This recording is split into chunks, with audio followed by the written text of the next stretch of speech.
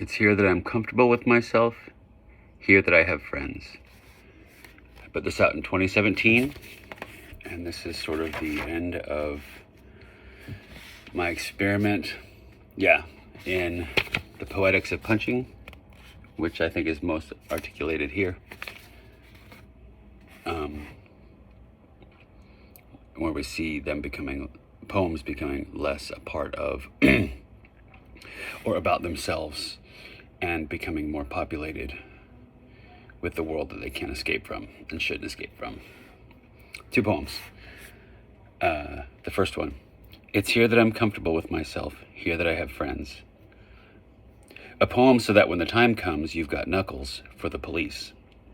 So that the vacuous days aren't ever a waste, and whatever an anniversary is becomes a looking to the future when you need it. The landscape is an apocalypse rising to and falling from the sky, so much so that bruises swell and die to its rhythm. I was there once, wherever it is I can't remember but know to be true from the landscape. We take it with us, so we can't forget how it went when the song comes on the radio splaying out in our wake and comes to rest on the asphalt and the gravel. For all the whatevers it's worth, and then the ones it's not, for the folding in and through us of the future, for the reasons we find to justify this splaying out behind our own selves and what's at stake. A poem that takes us there, full of language, for touching the language, into having been along the roadsides, for the fleshing outwards in all the directions and the fleshing inwards in mine, the never getting there on purpose because you were never there. When you pass by reads as a passing by, and the competing logics reach out to touch each other by the fingertips. Reach for whatever it is that can't stop you from reaching for the place that used to hold what you believed to be an accurate description of the possibility that you ever stopped, ever paused, if only for a moment. Because sunshine never dies. It only exists to at once having shined, have shined. It's here that I am comfortable with myself, here that I have friends.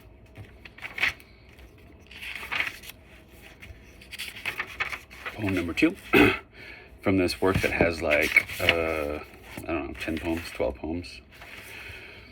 The work of stones, the work of knuckles. That a certain lucidity might gently saturate me, let me just say this, that to let stones do the work of knuckles feels like a world in which we are made to breathe water, where sunlight is registered on the inside of our skins, and we bake bread out of the serpentine plants of our thoughts, the light meal of poetry, the shell of a snail, a sleepy snake. Whiteness bears down with vacuous gravity. I slide about brown between the world and everything else that can't see me. Retain my privileged coherence for lack of being heard. The set of conditions for being heard being the domain of everything outside the poem. My crinkly black fur skirling against an immediate sky. The brown of my eyes looking out from their brown skin wrapped around my brown soul. Puts pressure on the brown distraction from the necessity of white work to render registrable the good word of brownness becoming itself on a white page. The white, an effacing washed clean into nothing, last heard as an echo of what might have been a brown voice saying, gray echoes sketch the outline of a voice necessarily lost in the din of the way a sun sets against the shadows of a city built on soil. Brown soil beneath the gray of its echoes.